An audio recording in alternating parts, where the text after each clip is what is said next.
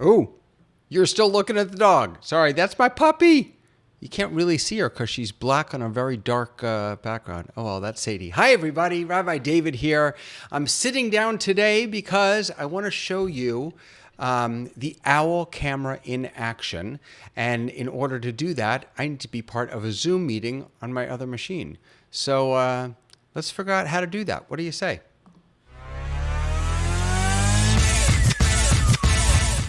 All right. So we're talking about let me bring this up. Hold on a second. We're talking about the OWL camera.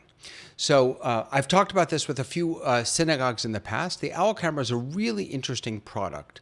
It's basically a cone-shaped, an owl-looking like thing. The black part on the top is a 360-degree camera, and then the eyes, there are two on the other side also, are the sensors for the microphones, or perhaps the microphones themselves. I'm not actually sure. The OWL camera goes for $9.99. If you are a nonprofit, you can get a refurbished model, which is what I have here, for $749.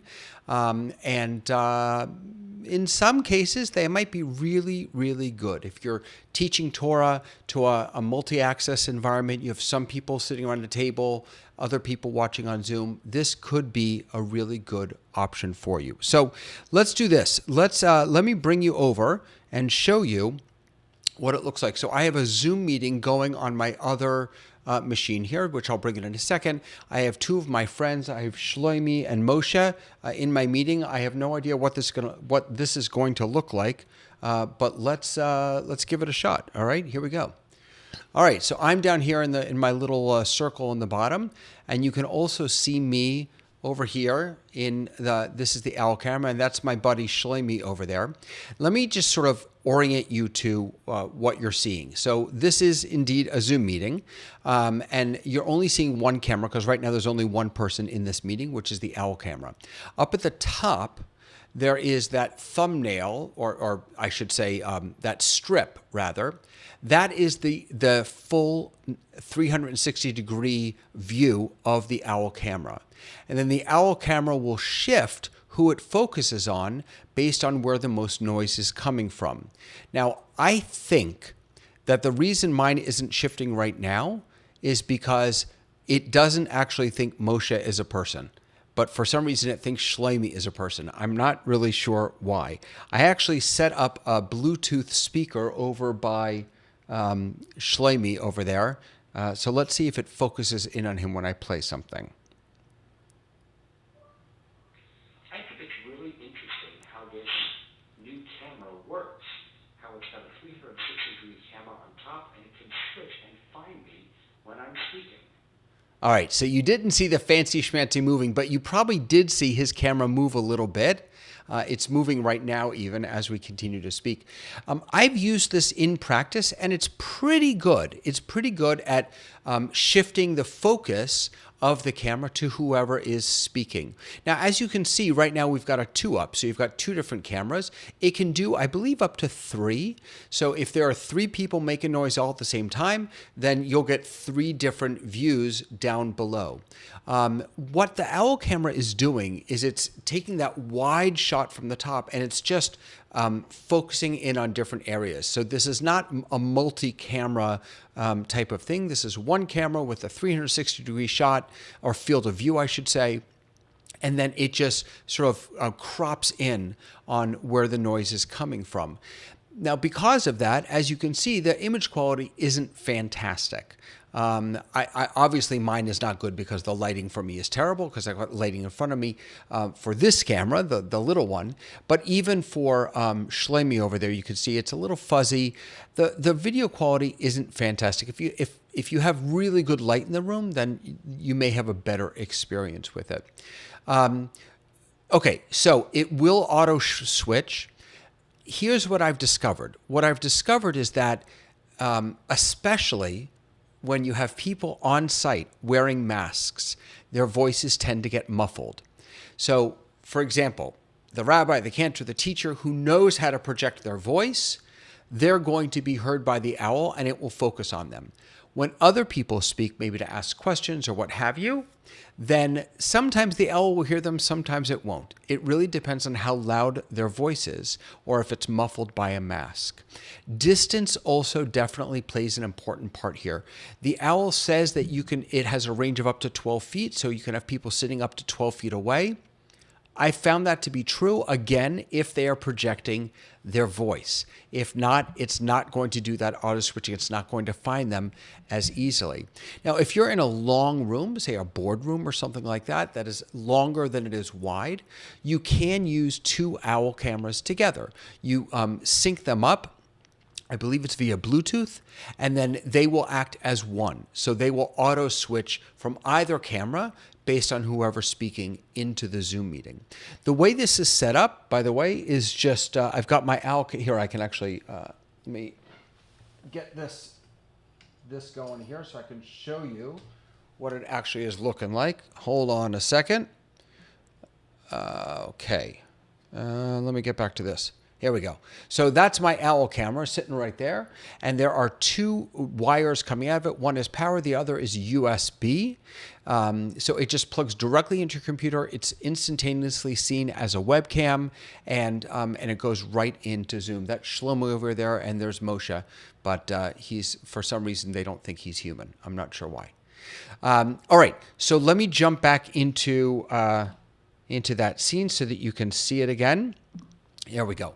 All right, so we're back in our meeting now. Now, I did want to show you something else. So before I do, so this has a range of, say, 12 feet. The best scenario to use this in would be to have everyone sitting around a table. You put the owl in the middle, or maybe just a circle of chairs. You put the owl in the middle. It actually has on the bottom a 1/4-20 screw, so you can put it on a tripod if you have that, or you can just put it on a table. Put it right in the middle, and then just plug it into your computer. What I've done so that the people in the room can not only hear the people on Zoom, because this is not only a microphone set, but it's also a speaker.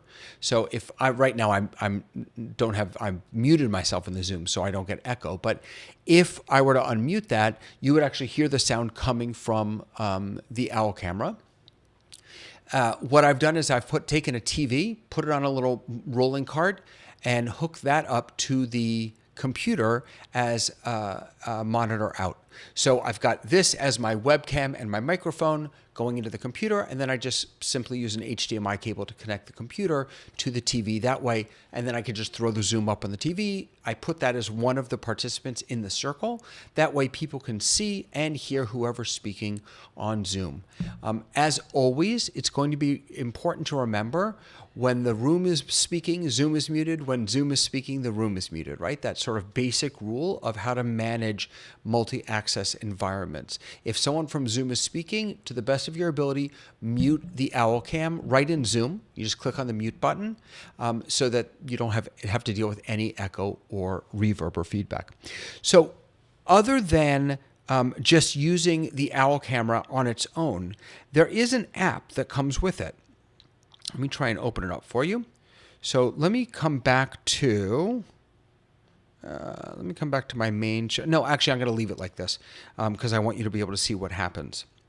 So I have the app on my Android phone here. You also have it for iOS. And there are a few different options when you go in here. There is, let me see if I can actually give you a shot of this. I'm not sure if this will work, but let's see. No? Yes? No? That's a little too bright. So up here at the top, you've got camera lock and zoom. You've got presenter enhance, and you've got 360 pano.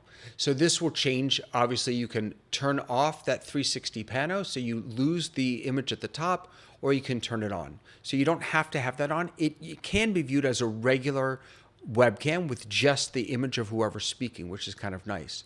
If you do presenter enhance, then it will automatically frame the presenter, whoever's making the most noise again, and sort of back up and follow that person as they move.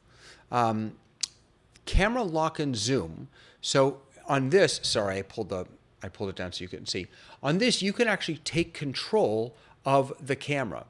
So I've now turned on that I want to take control, and I have a zoom up down here. I've got a pan and I've got a tilt. So if I move this, you'll see that I'm now able to move this around and really take control of the shot. I can move it up, I can move it down. Let me come over here so you can see Moshe. There's Moshe. I can zoom in if I want, or I can zoom out. Now, to be perfectly honest with you, if I were teaching a class, I wouldn't want to be playing with an app. So what I think, to me, the real benefit of the Owl camera is the auto switching that it does.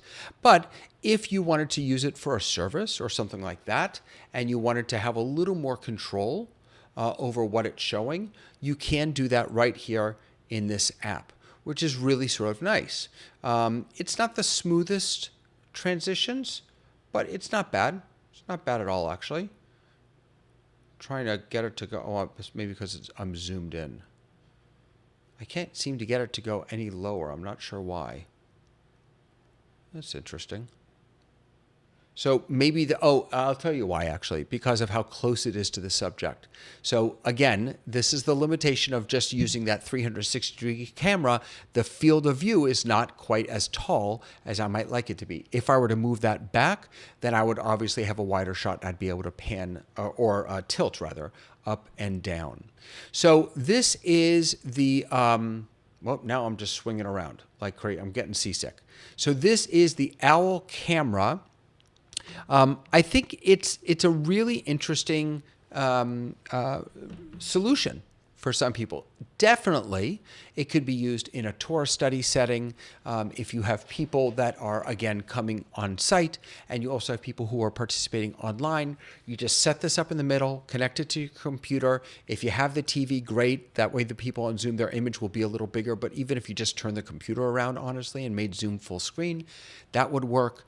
You could hide self-view in Zoom so that the Owl camera doesn't show up when you're speaking or when someone from the room is speaking. You'll persistently be looking at the people in Zoom. So that's the Owl camera. $999, $750 if you're a non-for-profit. If you want information about getting that non-for-profit deal, definitely reach out to me. I'll put you in touch with my contact over at Owl Labs, which is the folks who make the Owl camera. And it's worth taking a look at if you're into sharing Torah in the round, which is definitely what I'm into. So that's it for how-to. Tomorrow night, we're not going to do a Torah Tech Talk. We're going to wait till next week because there's a Hybrid Ministries tomorrow night. I'm looking forward to teaching to the Massachusetts Synagogue Council. I think it's next week, and hopefully New York and New Jersey after that. So if I can be of assistance to you, please, please, please let me know. And by all means, please visit my website, TorahTechGuy.com, for all the latest and greatest, and also for information about how to reach me. Have a fantastic rest of the day, everyone. Shabbat Shalom. Bye-bye.